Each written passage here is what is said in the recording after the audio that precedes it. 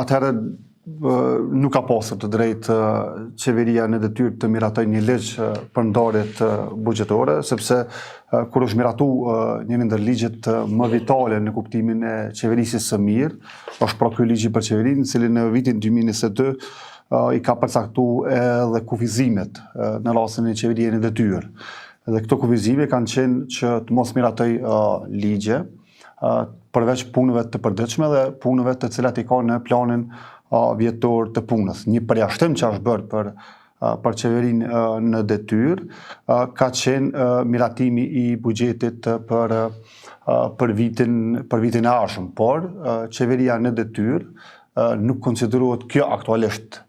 Çfarë qeveri është kjo aktualisht? Kjo qeveri është një qeveri që ka kaluar mandati në kuptimin e lidhjes që ka pasur me legjislaturën e kaluar, pra data 22 mars kur është themeluar, 2021 është data kur i ka filluar, dhe data kur i ka përfunduar është data 22 mars 2025. Pra një qeveri do të konsiderohej në detyrë e cila është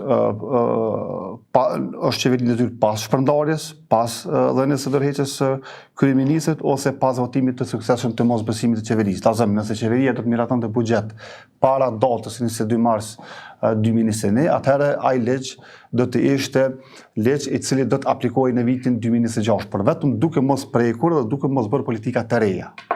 Sepse politika e re është me vendos pensione shtesë, politika e re është me vendos pagë të 13, pagë të re minimale dhe të tjera çështje që mund të vinë ose projekte të reja infrastrukturore, sepse qeveria në detyrë nuk e din nëse do të jetë ajo qeveri tjetër e legjislaturës vijuese.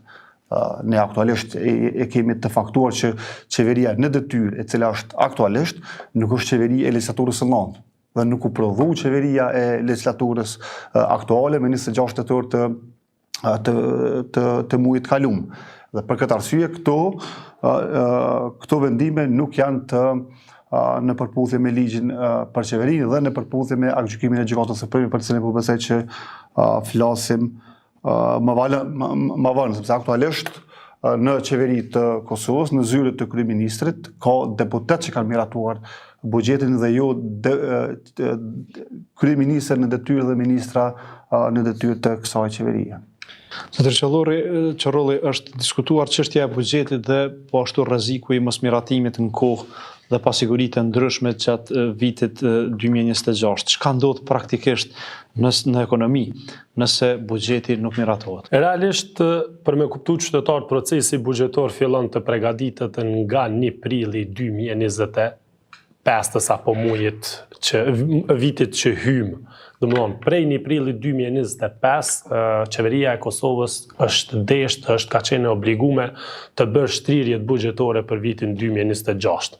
Dhe kur është data e fundit për dorëzim është 1 tetori për 2025. Dhe mbas 1 tetorit nuk guxon të preket asgjë. Mbyllët arka e shtetit dhe vetëm pret për muajin nëntor dhjetor mbushjet buxhetore tjera që do të bartën, sepse thuhet që deri me 1 tetor mund të shfrytëzohet buxheti 80% për investime kapitale, shtresa sociale dhe gjitha ndarjet buxhetore tjera. Mas 1 tetorit asgjë, krejt çka mund të bartët është ato që nuk janë shfrytëzuar, dhe ato që kanë ardhur për muajin tetor, nëntor dhjetor, 3 mujori bartët për atë nuk preket janari, shkurti, marsi 2026 dhe pritet si matje e 3 mujorit, tash me 3 mujorin, për t'i pa shtresat ku mirit, ku rështohet institucioni dhe ku ka nevojë qytetarit të përkrahet, anë investime kapitale, anë një politikë sociale, apo një sigurim shëndetësor, apo ka po fokusohet institucioni. Dhe në rast se nuk dorëzohet deri me 1 tetor dhe kuvendi nuk e miraton, sepse kuvendi nuk miraton pa pas komisionet emëruara nga kuvendi, ku komisionet emërohen me ndimin e qeverisë në pushtet, e që realisht Kosova nuk e ka. Shembull, Kosova ende nuk e din kën e ka ministër që të bën antarët e komisionetve buxhetore të drejtësisë, të kontrollit dhe të ndërmarrjeve publike që është emergjente, sepse po të kesh komisione të kuvendit dhe zërejt të veprën me rritje të rrymës sa herë dënë dhe pas një matje, kjo është me të vërtetë e pafalshme. Kemi një institucion që vetëm brenda tetorit, brenda 2025 ka rrit 4 herë energjinë. 3 herë në konsum shtëpiak, 1 herë në konsum biznesor. Dhe ky konsumit biznesor do t'i kushton qytetarit Republikës gati edhe sa 3 herë atë që e ka rrit vetë, sepse ndikon direkt në shportën e konsumit, sepse bizneset direkt i rritin çmimet e produkteve. Dhe në rast se nuk e dorëzojmë, ne kemi të drejtën nga tetori deri me 1 mars, ta shfrytëzojmë vetëm bartjen 1.25, këta e quajnë me botë ligjore, ku e ceki edhe kolegu, vetëm shkojnë pagat e njëjta, shpenzimet e njëjta, po jo diçkarisi. Shembull, nëse jo nda për një rrugë 1 milion, nuk guxojmë me u bë 1.1 milion. Edhe nëse ndahet puna, edhe nëse ndalet puna, edhe nëse nuk mjafton me kry, nëse janë pagat 500 euro, edhe shkojnë sindikatat në protesta, nuk ka dikush që mundet me u pajtu. Edhe sindikatat e pajtohen me ato që kemi një strukturë deri në 1.25. A është emergjente dhe a është detyrim? Jo. A është gjendje Kosova shumë e keqe? Po. Për 2 gjëra Kosova është e dëmshme. Një, që kemi lajthitje të institucioneve dhe i shtyp institucionet dhe fuqinë e saj cilën e ka kriju, dhe ajo që është shumë e rrezikshme është impakti ndërkombëtar. Impakti ndërkombëtar që baza me njëherë bjen mbi Ministrinë e Punëve të Jashtme, ku nuk konsiderohet me një vend i sigurt, një vend demokratik dhe një vend që kanë mirëkuptim dhe i ikin impaktit politik. Domethënë mbi interesat politike, mbi interesat popullore i kanë ato politike dhe interesat personale.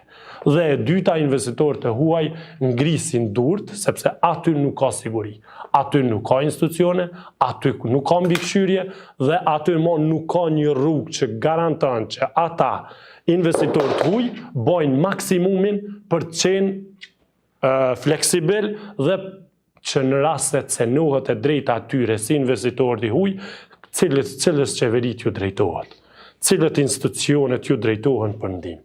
Dhe kjo bjen në lajthitje që Kosova atëherë nuk ofron komoditetin që quhet një shtet i sigurt dhe një shtet që mund të garantoj që investitorët të huaj do ta kenë suksesin e dëshiruarin në të bërit biznes në Kosovë. Kur jemi këtu, 2 marrëveshje nga plani rritjes së Bashkimit Evropian nuk janë të miratuara. Cila është kostoja makroekonomike e një skenari të tillë në rast se nuk arrim që t'i marrim fondet? Deri në 1 tetor ka qenë 780 milion.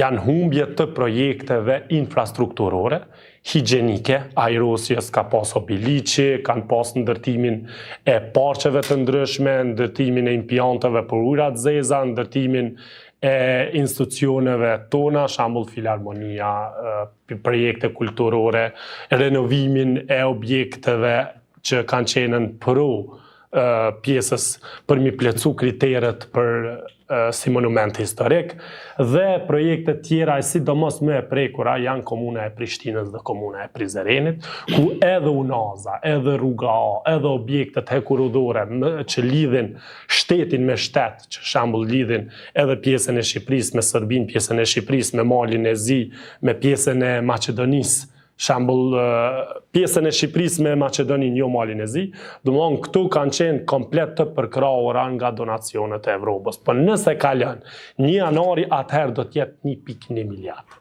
Humbja buxhetore e Kosovës në kundrejt me Evropën, e sidomos ajo ku është shuma më e madhe, janë ato të plotësimit të kritereve për futje në tregun e hapur energjetik, ku rrezikohemi edhe nëpërmjet kësaj. Dhe tashmë Kosova nuk ka as zyre negociatore apo lidhje biznesore dhe më Kosova nuk poftohet as në panaire të ndryshme minimale të BE-s dhe më Bashkimi Evropian nuk po e promovon më Kosovën edhe si shtet që synon të futet në BE, apo synon të antarësohet në Këshillin e Evropës, apo nuk është duke i takuar as në institucione. Mon po refuzon të takon edhe në institucione ku kundrejt bisedave në tavolinë që kryeministri i vendit ka premtuar diçka për ta, ka premtuar për qasjen e që problem është pjesa e Mitrovicës dhe problem është forma e negocimit ti totalitar, unë dhe asgjë, di dhe ju nuk dini dhe ju duhet të dëgjoni. Po harron që është kryeministri i Kosovës nuk është i shtëpisë ti. Kështu që në shtëpi mund të vendosësh sepse minimalja e domit është më i vogël. Po kur të negociojsh për një vend dhe për një shtet dhe kur të negociojsh për 1.8 milion banor, atëherë duhet të kesh kujdes sepse duhet të jesh edhe një negociator i mirë.